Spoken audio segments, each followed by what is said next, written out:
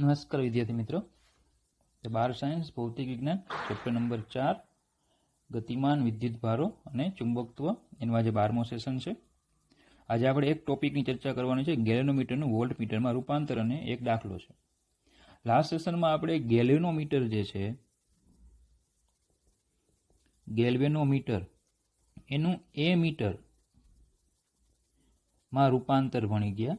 એમાં આપણે એવી ચર્ચા કરી કે ગેલેનોમીટરને જો એ મીટરમાં રૂપાંતર કરવું હોય તો ગેલેનોમીટરને સમાંતર એક લઘુ અવરોધ, જેને આપણે કીધો શન્ટ, જોડવો પડે. શું જોડવું પડે? લઘુ અવરોધ જોડવો પડે. બરાબર. તો ગેલેનોમીટર જે છે એનું આપણે એ મીટરમાં રૂપાંતર કરી શકીએ અને પછી આપણે એનું બધું આખું કેલ્ક્યુલેશન જોયું. બરાબર.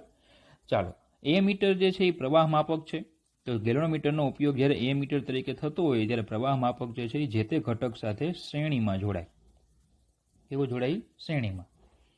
હવે આજે છે ગેલેનોમીટરનું વોલ્ટમીટરમાં રૂપાંતર, એટલે કે વોલ્ટેજ માપક તરીકે ગેલેનોમીટરનો ઉપયોગ કરવો છે. બરાબર. તો વોલ્ટેજ માપવા માટે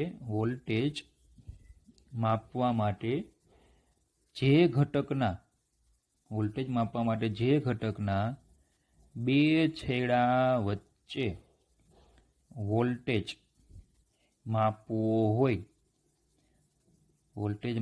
હોય તેને સમાંતર વોલ્ટમીટર જોડવામાં આવે છે. તેને સમાંતર શું જોડવામાં આવે? વોલ્ટમીટર. દાખલા તરીકે કે ધારો કે આપણી પાસે આ એક પરિપથ છે, આ વોલ્ટેજ છે V. બરાબર.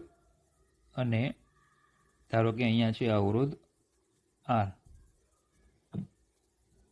આ રીતે તમને પરિપથ આપેલો છે.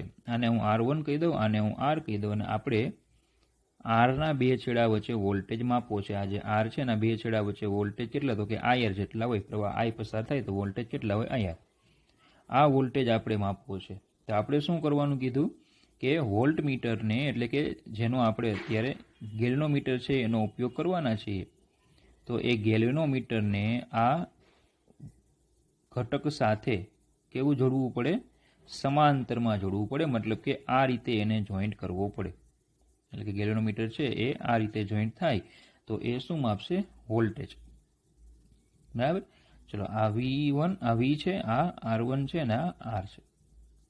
તો પહેલો પોઈન્ટ આપણે ડિસ્કસ કરીએ, જેમ આપણે એ મીટરમાં ડિસ્કસ કરેલો, કે જો સીધું ઉપયોગ તમે કરો, સીધું તમે એને ઉપયોગ કરો વોલ્ટેજ માપવા માટે, તો કઈ મુશ્કેલી આવે? બરાબર. ગેલેનોમીટરનું સીધું તમે વોલ્ટેજ માપક તરીકે ઉપયોગ કરો તો કઈ મુશ્કેલી આવે? તો એ સમજો કે ભાઈ આપણે જે પ્રારંભમાં, બરાબર, કે ભાઈ ગેલેનોમીટર જોઈન્ટ ન કર્યું હોય ત્યારે વોલ્ટેજ આરના બે છેડા વચ્ચે વોલ્ટેજ હું VR કહી દઉં તો એ IR હતા, અને પ્રવાહ એટલે કુલ EMF છેદમાં કુલ અવરોધ એટલે R plus R1 into R. કુલ EMFના છેદમાં કુલ અવરોધ, એટલે આ રીતે આપણે વોલ્ટેજ મળે. હવે જ્યારે તમે ગેલેનોમીટર જોઈન્ટ કરો એટલે અંતમાં શું થાય? જો અંતમાં આરના બે છેડા વચ્ચે વોલ્ટેજ એટલે V'R. તો અહીંયાથી જે I પ્રવાહ ધારો કે આવે છે એમાંથી કંઈક પ્રવાહ ધારો કે I' આમાં જાય, અને કંઈક પ્રવાહ એટલે ગેલેનોમીટરમાં IG જેટલો પ્રવાહ જવો જોઈએ આપણને ખબર છે. તો હવે શું થશે? વોલ્ટેજ I'R થશે. ચલો, I' એટલે થશે કુલ EMFના છેદમાં કુલ અવરોધ. જો કુલ અવરોધ આપણે લઈએ તો આવશે R1 પ્લસ RG ના છેદમાં R plus RG into R. બોલો, V'R આ રીતે મળશે આપણને. તો એનો મતલબ એવો થાય કે V'R એટલે કે વોલ્ટેજ છે એ કેવો થાય? બદલાઈ જાય. વોલ્ટેજ કેવો થાય છે? બદલાઈ જાય છે. બરાબર. તો આપને સાચો વોલ્ટેજ મળી શકે નહીં. ટૂંકમાં ગેલેનોમીટરને અવરોધ R સાથે સમાંતરમાં જોડીએ એટલે વોલ્ટેજ બદલાઈ જાય, અને વોલ્ટેજ બદલાઈ જાય તો પછી આપણે માપવું શું? બોલો, ખબર પડે? બરાબર. ચાલો, તો પછી એનું નિવારણ શું? તો એનું આપણે વિચારીએ હવે નિવારણ, કે ભાઈ આ જે સમસ્યા આવી એને કઈ રીતે નાબૂદ કરી શકાય. તો હવે સમજો કે ભાઈ R જે છે એ 0 લો, મતલબ કે RG ઇઝ ગ્રેટર ધેન આપણે R લઈએ. RG જે છે એ કેવો? ગ્રેટર ધેન R લઈએ. ગેલેનોમીટરનો અવરોધ છે એ ખૂબ મોટો લઈએ. જો એ અવરોધ હું ખૂબ મોટો લઉં તો એનો મતલબ કે હું અહીંયા R ને અવગણી શકું. બરાબર. આર જે છે એને આપણે આવું ગણી શકીએ તો વી ડેશ આર બરાબર વી અપોન R1 પ્લસ, જો અહીંયાથી આરને આવું ગણી નાખો તો આરજી કેન્સલ થાય, તો આર ઇન્ટુ આર આવી જાય. તો બોલો આ સમીકરણ આવી ગયું પ્રારંભનું. તો ફાઇનલી વાત એ થાય કે ભાઈ વોલ્ટ મીટરનો અવરોધ કેવો હોવો જોઈએ, વોલ્ટ મીટર અથવા તો ગેલ્વેનોમીટર, તમે કંઈ પણ બોલો ચાલે. વોલ્ટ મીટરનો અવરોધ કેવો થવો જોઈએ, મોટો હોવો જોઈએ. કેવો હોવો જોઈએ, મોટો હોવો જોઈએ. બરાબર. આદર્શ રીતે તો અવરોધ કેવો હોવો જોઈએ, અનંત. આદર્શ રીતે તો એનો અવરોધ કેવો હોવો જોઈએ, અનંત હોવો જોઈએ, ખૂબ મોટો હોવો જોઈએ. ચલો હવે આ અવરોધ મોટો કઈ રીતે થાય? ચલો અવરોધ છે કોને, તો કે ગેલ્વેનોમીટરમાં જે ગૂંચળું છે એને. તો અવરોધ મોટો કરવો હોય તો શું કરવાનું કે ભાઈ ગેલ્વેનોમીટર જે છે, ગેલ્વેનોમીટર એને ખોલો, ગૂંચળું કાઢો. બરાબર. ગૂંચળું જે છે એ કાઢો. ગૂંચળામાં બરાબર 5000 ધારો કે આટા હોય તો એ 50,000 કરો અને પાછું ગૂંચળું ફિટ કરો. તો અનુભવ છે જ આપણને કે એક વખત આવી વસ્તુ ખુલી હોય પછી એ પાછી ફિટ થતી નથી, એટલે એનું આવી રીતે નિવારણ મળે નહીં. તો પછી અવરોધ મોટો કરવો હોય તો કેમ થાય? તો જો આપણે આવું વિચારીએ કે આ રીતે આપણી પરિપથ, આપણો પરિપથ આ રીતે છે. આ છે આપણો અવરોધ R1. ચલો અહીંયા છે અવરોધ R. આપણે ગેલ્વેનોમીટર જે છે એને આપણે અહીંયા આ રીતે જોઈન્ટ કર્યું, RG. હવે હું એની સાથે એક બીજો અવરોધ જોઈન્ટ કરી દઉં, RS કહી દઈએ એને. બરાબર. તો અને આનું મૂલ્ય કેવું રાખીશું, મોટું. બરાબર. મોટા મૂલ્યનો આપણે અવરોધ રાખીએ, મોટા મૂલ્યનો, એટલે ખબર પડે. તો એનાથી ફાયદો શું થાય? તો કે નંબર એક તો પ્રવાહ એમાંથી ઓછો થઈ જાય, કારણ કે જે પ્રવાહ અહીંયા આવે છે આઈ, એમાંથી આઈજી જેટલો પ્રવાહ, એટલે ખૂબ ઓછો પ્રવાહ હોય, પ્રવાહ ક્ષમતાની બહુ ઓછી હોય, અત્યંત સંવેદનશીલ છે, આપણને ખબર છે. તો આ જેમ મોટો રાખશું એમાં પ્રવાહ ઘટી જાય, એટલે મોટા ભાગનો પ્રવાહ ક્યાંથી પસાર થાય, આરમાંથી પસાર થાય. બોલો, એટલે મોટા ભાગનો પ્રવાહ ક્યાંથી પસાર થવો જોઈએ, આરમાંથી પસાર થવો જોઈએ. તો એક તો ફાયદો આ થયો, પ્રવાહ ઓછો થઈ ગયો. બીજો ફાયદો શું થયો? તો કે આટલું જો હું વિચારું, આટલું ખાલી આટલો પોર્શન આપણે વિચારીએ, તો એનો જો હું સમતુલ્ય અવરોધ લઉં, આરવી, સમતુલ્ય અવરોધ હું લઉં તો એ આવશે આરજી વત્તા આરએસ. સમતુલ્ય અવરોધ છે એ કેવો આવશે, મોટો આવશે. ભલો ખબર પડે. તો આપને બીજો ફાયદો શું થયો, અવરોધ વધી ગયો, પરિપથનો અવરોધ છે એ કેવો થઈ ગયો, વધુ થઈ ગયો. તો આરની સરખામણીમાં આર કેવો થાય, ઘણો મોટો થઈ ગયો. બોલો ખબર પડે. બરાબર. તો આપણી બંને સમસ્યા નિવારણ થઈ ગયું. એક તો અવરોધ મોટો જોતો હતો ને બીજું પ્રવાહ ક્ષમતા, બરાબર, એનાથી પણ વધારે પ્રવાહ ગેલ્વેનોમીટરમાં જવો જોઈએ નહીં. તો બંને સમસ્યાનું એક અહીંયા મોટા મૂલ્યનો અવરોધ જોઈન્ટ કરી દે એટલે બંને સમસ્યા સોલ્વ થઈ જાય. તો આજે આખી રચના તૈયાર થઈ આપણી. બરાબર. આજે રચના તૈયાર થઈ એ છે આપણું વોલ્ટ મીટર. તો બોલો શું ખબર પડી આપણને કે ભાઈ ગેલ્વેનોમીટર જે છે, ગેલ્વેનોમીટર, એ ગેલ્વેનોમીટરનું જો તમે એ મીટરમાં રૂપાંતર કરતા હોય તો એને સમાંતર તમારે નાના મૂલ્યનો અવરોધ જોડવો પડે, પણ જો વોલ્ટ મીટરમાં રૂપાંતર કરવું હોય તો એને શ્રેણીમાં મોટા મૂલ્યનો અવરોધ જોડવો પડે. એટલે માર્કેટમાં જે વોલ્ટ મીટર મળે છે એ બીજું કાંઈ નથી, છે ગેલ્વેનોમીટર જ, પણ એમાં એક સમાન શ્રેણીમાં અવરોધ જોડેલો હોય જે મોટા મૂલ્યનો હોય. તો આનો પ્રેક્ટિકલ પણ આપણે છે, ગેલ્વેનોમીટરને તમે વોલ્ટ મીટરમાં કઈ રીતે રૂપાંતર કરશો એમાં આખો પરિપથ આવશે. ચલો હવે ચર્ચા કરીએ કે ભાઈ આ આરએસ સિરીઝ અવરોધ જે છે એનું મૂલ્ય કેટલું રાખવું. એમ જેમ પેલામાં શંટનું મૂલ્ય કેટલું રાખવું એમ આપણે ભણી ગયા, તો આમાં સિરીઝ અવરોધ જે આ છે એનું મૂલ્ય રાખવું કેટલું. તો ચલો આના બે છેડા વચ્ચે વોલ્ટેજ છે વી, બરાબર, વી વોલ્ટેજ છે. તો પછી અહીંયા વોલ્ટેજ ધારો કે V1 હોય ને આમાં વોલ્ટેજ ધારો કે V2 હોય, તો કુલ વોલ્ટેજ V બરાબર V1 પ્લસ V2 થશે, કારણ કે આના બે છેડા વચ્ચે જેટલો વોલ્ટેજ હશે આ બંનેનો સરવાળો થશે. તો પછી આપણે આવું લખી શકીએ કે V બરાબર, ચલો આ V1 એટલે IGRG વત્તા V2 એટલે IGRS. બરાબર. તો આપણે RS જોઈએ છે તો RS ને કરતા બનાવો, તો IGRS equal to V minus IGRG.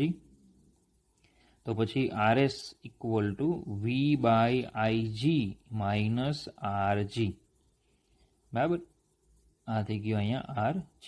તો આ થઈ ગયું સમીકરણ V/IG માઇનસ RG. આ સમીકરણ યાદ રાખવાનું છે, બરાબર. હવે જો આનો મતલબ શું થાય સમજો કે તમારે ધારો કે 10 વોલ્ટનું વોલ્ટમીટર બનાવવું છે, કિલોમીટરમાંથી 10 વોલ્ટ માપે એવું વોલ્ટમીટર બનાવવું છે. તો IG અને RG એ તમને ખબર હોય, એ જે કંપની છે એ કિલોમીટર બનાવે એ તમને પ્રવાહ ક્ષમતા કેટલી અને બરાબર અવરોધ કેટલો એ તમને આપશે, એટલે એ તો તમને ખબર જ છે, બરાબર. હવે 10 વોલ્ટનું તમારે વોલ્ટમીટર બનાવવું છે, તમે અહીંયા 10 વોલ્ટ મૂકો V, એટલે તમને શું મળશે? RSની મૂલ્ય મળશે. આટલા મૂલ્યનો RS તમારે શું કરવાનું? ગેલોમીટરની સાથે શ્રેણીમાં જોડી દેવાનું. એટલે હવે તમારું ગેલોમીટર કેટલા વોલ્ટેજ માપશે? મેક્સિમમ 10 વોલ્ટ માપશે. મતલબ કે અહીંયા 0 છે, બંને બાજુ ધારો કે 20 કાપા ધરાવતું આપણી પાસે ગેલોમીટર છે, તો એનો મતલબ એવો થાય કે 20 કાપા જે છે એ સંપૂર્ણ આવર્તન થાય એટલે 10 વોલ્ટ માપે, તો એક કાપાનું મૂલ્ય કેટલું? તો શું થશે? 10/2, એટલે એક કાપો 0.5 વોલ્ટ તમને આપે. તો ધારો કે 5 કાપાનું આવર્તન થયું આવા વોલ્ટમીટરમાં, 5 કાપાનું આવર્તન થયું તો 5 ગુણ્યા 0.5 એટલે 2.5 વોલ્ટ બતાવે. કેટલા વોલ્ટ બતાવશે? 2.5 વોલ્ટ તમને બતાવશે, બરાબર. હવે ધારો કે 20 વોલ્ટ માપે તેવું કિલોમીટર બનાવવું છે, તો ફરીથી પહેલામાં કિંમત મૂકો એટલે RS મળે. એટલો અવરોધ તમારે જીને સમાંતર જોડી દેવાનો, શ્રેણીમાં જોડી દેવાનો. તો હવે 20 કાપા છે એ 20 વોલ્ટ આપે, તો એક કાપો કેટલા વોલ્ટેજ આપશે? તો કે 1 વોલ્ટ આપે. તો જો કાપા કેટલા બતાવે આપણને? 5 બતાવે, તો 5 ગુણ્યા 1 એટલે કેટલા વોલ્ટેજ હશે? 5 વોલ્ટ હશે, બરાબર. તો RS જે છે એનું મૂલ્ય તમારે યાદ રાખવાનું છે, એનું સૂત્ર યાદ રાખવાનું છે. ચોથો પોઈન્ટ છે કે ભાઈ ગેલ્વેનોમીટરની વોલ્ટેજ માપક તરીકેની રેન્જ n ગણી કરવા માટે જરૂરી શ્રેણી અવરોધનું મૂલ્ય કેટલું હોવું જોઈએ? જેમ આપણે બરાબર એમીટરમાં ભણી ગયા કે ભાઈ ગેલ્વેનોમીટર એકલું હોય ત્યારે IG પ્રવાહ માપતો, પણ શન્ટ સાથે એ પ્રવાહ NIG જેટલો માપે, તો પછી એનું RSનું મૂલ્ય કેટલું હોવું જોઈએ? તો કે RG/n-1, એવું આપણે સૂત્ર ભણી ગયા. RG/n-1, એટલે પ્રવાહ ક્ષમતાની રેન્જ તમારે જેમ વધારવી હોય, બરાબર, તેમ તમારે સિરીઝ અવરોધનું મૂલ્ય કેવું કરતું જવું પડે? ઘટાડવું પડે. આવું આપણે ભણી ગયા હતા. સેમ અહીંયા પણ એવું જ છે. જો વોલ્ટમીટર છે, વોલ્ટમીટર, તો ગેલ્વેનોમીટર એકલું હોય જોઈન્ટ કરો તો એવું નથી કે એ વોલ્ટેજ ન જ માપે, બરાબર. જો એમાંથી વહેતો પ્રવાહ IG હોય અને એનો અવરોધ જો RG હોય તો વોલ્ટેજ, બરાબર, IG/RG થાય. એનો અવરોધ RG હોય તો વોલ્ટેજ કેટલા થાય? IG/RG થાય. એનો મતલબ એવો થાય કે ગેલ્વેનોમીટર એકલું હોય ને, એકલું, તો એ IG/RG માફ કરજો, IG/RG આટલા વોલ્ટેજ તો એ માપે જ. મતલબ કે ભાઈ IG બરાબર 1 એમ્પિયર છે અને ગેલ્વેનોમીટરનો અવરોધ જે છે એ ધારો કે 1 ઓહ્મ છે, તો પછી IG/RG કરો એટલે કેટલું આવશે? 1 વોલ્ટ આવે. તો ટૂંકમાં એના જે 20 કાપા જે છે એ પૂર્ણ સ્કેલ આવર્તનમાં 1 વોલ્ટ તો માપે જ. ખબર પડે? 1 વોલ્ટનું મૂલ્ય તો એ માપે જ, એ 100% માપે, બરાબર. પણ એની કરતાં વધારે વોલ્ટેજ હોય, 2 વોલ્ટ છે, 3 વોલ્ટ છે, 4 વોલ્ટ છે, તો એ માપી શકે ને. એના માટે શું કરવું પડે? આપણે અવરોધ જોઈન્ટ કરવો પડે. તો અવરોધ સાથે, બરાબર, આ જે એની વોલ્ટેજ ક્ષમતા છે, IG પ્રવાહ ક્ષમતા, તો IG/RG ને કહેવાય વોલ્ટેજ ક્ષમતા. એ વોલ્ટેજ ક્ષમતા માટે વોલ્ટેજ n ગણા કરવા પડે. જેમ આમાં NIG કરતા આપણે પ્રવાહ ક્ષમતા NIG, પ્રવાહ NIG કરવો પડે, તો વોલ્ટેજ ક્ષમતા n ગણી કરવી હોય તો વોલ્ટેજ કેટલો કરવો પડે? NIG/RG જેટલો કરવો પડે. ખબર પડે? બરાબર. ચાલો, તો આપણું જે RSનું સૂત્ર છે V/IG માઇનસ RG, એમાં V ની જગ્યાએ NIG મૂકી દો. NIG/RG/IG minus RG. ચલો, IG કેન્સલ થાય, RG ને કોમન કાઢો એટલે આવશે n-1. તો RS ઇક્વલ ટુ આવશે n-1. તો જો તમારે બરાબર ક્ષમતા વધારવી હોય, મતલબ કે રેન્જ વધારવી હોય, તો n વધે એટલે RSનું મૂલ્ય કેવું કરવું પડે? મોટું કરવું પડે. એનો મતલબ કે વોલ્ટમીટરની રેન્જ વધારવા માટે શ્રેણી અવરોધનું મૂલ્ય વધારવું પડે. એટલે જેમ તમે રેન્જ વધારો તેમ શ્રેણી અવરોધનું મૂલ્ય વધે. દાખલા તરીકે સમજો કે ભાઈ મારી પાસે IGRG જે છે એ ધારો કે 5 વોલ્ટ છે, એટલે એકલું ગેલોમીટર હોય તો 5 વોલ્ટ માપે. પણ મારે જો 10 વોલ્ટ માપવું હોય તો એનો મતલબ કે મારે 2 ગણી રેન્જ કરવી છે. તો પછી અહીંયા 2 મૂકો એટલે 2 - 1 એટલે 1. તો પછી RS કેટલા થશે? RG ટૂંકમાં ગેલોમીટરનો જેટલો અવરોધ હોય ને એટલો જ અવરોધનો તમારે શું કરી દેવાનું, એને શ્રેણીમાં જોઈન્ટ કરી દેવાનું. એટલા જ અવરોધ ધરાવતો અવરોધ તમારે શ્રેણીમાં જોઈન્ટ કરી દેવાનું. ધારો કે મારે 15 વોલ્ટ માપતું કરવું છે તો 3 ગણા કરવા પડે વોલ્ટેજ. તો અહીંયા 3 મૂકો એટલે 2. તો પછી કેટલા થશે? 2RG એટલે જીનો અવરોધ હોય એની કરતાં બમણા મૂલ્યો ધરાવતો અવરોધ તમારે શું કરવો પડે, એને શ્રેણીમાં મૂકવો પડે. ધારો કે મારે 20 વોલ્ટ માપતું બનાવવું છે તો 4 ગણી થાય. તો 4 મૂકો એટલે 3 થશે. તો આવશે 3RG એટલે જીના અવરોધ કરતાં 3 ગણા મૂલ્યનો અવરોધ તમારે એને શ્રેણીમાં મૂકવો પડે. તો ટૂંકમાં રેન્જ વધારવી હોય તો શ્રેણી અવરોધનું મૂલ્ય સતત વધારતું જવું પડે. બરાબર.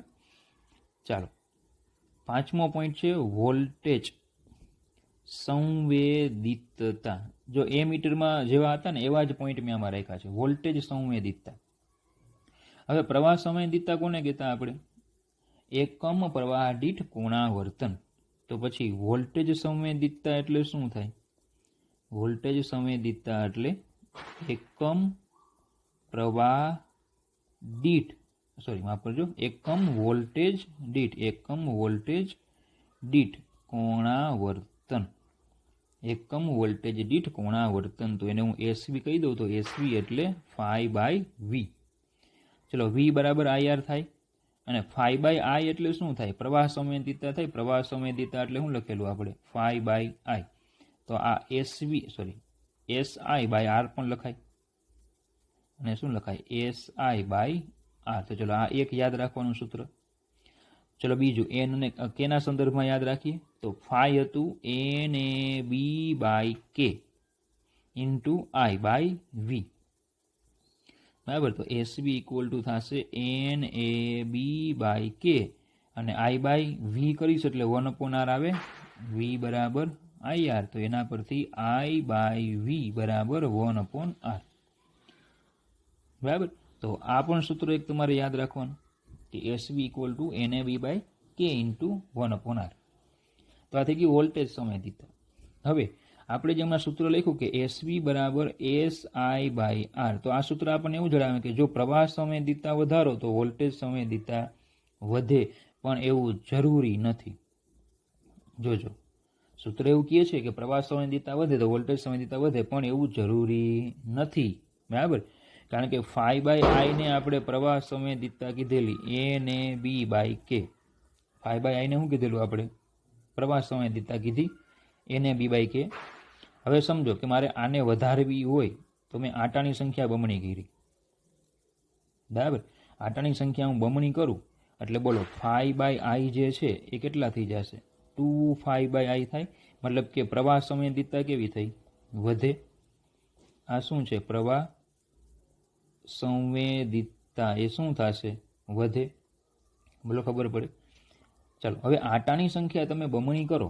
આટાની સંખ્યા જે છે, બરાબર, કિલોમીટર છે, એને આટાની સંખ્યા જે છે એ બમણી કરો એટલે એનો અવરોધ પણ બમણો થશે.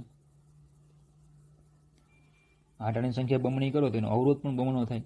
કારણ કે R ઇઝ પ્રપોઝનલ ટુ L. એટલે આટાની સંખ્યા બમણી કરો એટલે લંબાઈ બમણી થાય એટલે અવરોધ બમણો થાય. તો એનો મતલબ કે n જો બમણા કરો તો અવરોધ પણ કેવો થાય? બમણો થાય. તો પછી SV જે છે, SV નું સૂત્ર શું છે આપણું? NAB/K. NAB/K ઇન્ટુ R છે. બરાબર. તો n ની જગ્યાએ શું થશે? 2NAB/K. R ની જગ્યાએ 2R થાય તો NAB/KR જ બોલો આવશે SV એટલે. તો એનો મતલબ કે પ્રવાહ સંવેદિતતા બમણી થઈ. પ્રવાહ સંવેદિતતા બમણી થાય, પણ વોલ્ટેજ સંવેદિતતા જો તો એની જ છે. વોલ્ટેજ સંવેદિતતાને ફેર પડતો નથી. ખબર પડે? બરાબર. તો એનો મતલબ એવો થાય કે સામાન્ય રીતે સામાન્ય રીતે ગેલ્વેનોમીટરની એ મીટરમાં રૂપાંતર માટે જરૂરી બદલાવ એ તેના વોલ્ટમીટરના રૂપાંતર માટે જરૂરી બદલાવ કરતા જુદો હોય છે. સામાન્ય રીતે શું હોય છે? ગેલ્વેનોમીટરની એ મીટરમાં રૂપાંતર માટે જરૂરી બદલાવ એ તેના વોલ્ટમીટરના રૂપાંતર માટે જરૂરી બદલાવ કરતા જુદો હોય છે. બરાબર. ચાલો બીજો એક પોઈન્ટ રહી ગયો અહીંયા કે ભાઈ અવરોધ વોલ્ટમીટરનો અવરોધ કેટલો એવું પૂછાય. ગેલ્વેનોમીટરનો વોલ્ટમીટરમાં રૂપાંતર કરીએ તો વોલ્ટમીટરનો અવરોધ કેટલો? તો આ જે છે ને એ આપણું વોલ્ટમીટર થઈ ગયું. તો એનો અવરોધ એટલે Rg પ્લસ RS એને કહેવામાં આવે વોલ્ટમીટરનો અવરોધ. બરાબર. ચાલો તો આ થઈ ગયું ગેલ્વેનોમીટરનું વોલ્ટમીટરમાં રૂપાંતર. બરાબર. ચાલો એની પછી એક દાખલો લઈ લઈએ. આ સંવેદિતતા પર આધારિત આપણે આપ્યો છે. બે ચલિત ગૂંચળા M1 અને M2 ની વિગત આ મુજબ છે. તમને બે ચલિત ગૂંચળા છે M1 અને M2 એની વિગતો આપી છે. તો ટૂંકમાં બે મીટરો છે. તો મીટર M1 માટે ચલો R1 બરાબર આપ્યા છે 10 ઓહ્મ, આટાની સંખ્યા આપી છે 30, ક્ષેત્રફળ આપ્યું છે ગૂંચળાનું 3.6 ગુણ્યા 10 -3 મીટર સ્ક્વેર અને ચુંબકીય ક્ષેત્રમાં રાખ્યું છે 0.25 ટેસ્લા. પછી મીટર M2 માટે પણ કંઈક માહિતી આપી છે. એમાં R2 અવરોધ આપ્યો છે 14 ઓહ્મ, N2 આપ્યા છે 42, A2 ગૂંચળાનું ક્ષેત્રફળ આપ્યું છે 1.8 ગુણ્યા 10 -3 મીટર સ્ક્વેર અને B2 આપ્યા છે 0.5 ટેસ્લા. બંને મીટર માટે સ્પ્રિંગ અચળાંક સરખા છે. તો આમાં પણ K અને આમાં પણ K. M2 અને M1 માટે પ્રવાહ સંવેદિતતાનો ગુણોત્તર. ચલો પહેલું છે પ્રવાહ સંવેદિતતાનો ગુણોત્તર. પ્રવાહ સંવેદિતતાનો ગુણોત્તર. ચલો પહેલા તો પ્રવાહ સંવેદિતતા એટલે SI. કયું સૂત્ર આવશે? NAB/K. ચલો આના પરથી SI2 ના છેદમાં SI1 તો આવશે N2A2B2 ના છેદમાં N1A1B1. કારણ કે K બંનેમાં સેમ છે એટલે એ કેન્સલ થઈ જશે. ચલો તો N2 છે 42, A2 છે 1.8 into 10⁻³ B2 છે 0.5 ના છેદમાં N1 છે 30, A1 છે 3.6 10⁻³ અને B1 છે 0.25. એટલે આ ફાઇનલી તમને મળી જશે 1.4. એકમ આવે નહીં કારણ કે બંને સંવેદિતતાનો ગુણોત્તર છે. બરાબર. ચલો બીજું કીધું છે વોલ્ટેજ સંવેદિતતા. વોલ્ટેજ સંવેદિતતાનો ગુણોત્તર. ચલો એને કહી દઉં SB. તો SB એટલે SI/R. બરાબર. તો ચલો અહીંયા આવશે SV2/SV1. તો SI2/SI1 R1/R2.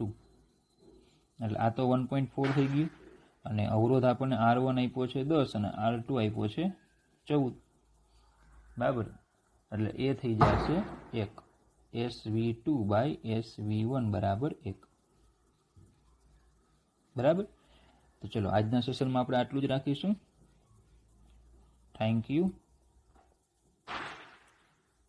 અને આજે બાળકો ફટાકડા બહુ ફોડે છે બહાર, એટલે આ સેશનમાં લગભગ તકલીફ પડી હશે તમને. બરાબર. પણ વચ્ચે મેં તમને કીધું નહીં કે બરાબર અહીંયા ધ્યાન આપજો. ફટાકડા પર બહુ ધ્યાન નહીં આપતા તમે. બરાબર. એ બાજુ ધ્યાન ન જાય એટલે વચ્ચે કંઈ બોલ્યો નહીં. પણ બાળકો હમણાં દિવાળી છે ને એટલે હવે લગભગ સેશનમાં ફટાકડાનો અવાજ તમને જોવા મળશે ક્યારેક ક્યારેક. એટલે હું સૂતા હોય તો જાગી જાવ. ફટાકડો ફૂટે ને સૂતા હોય જાગી જાવ. બરાબર. ચાલો બાકીનું નેક્સ્ટ સેશનમાં લઈએ.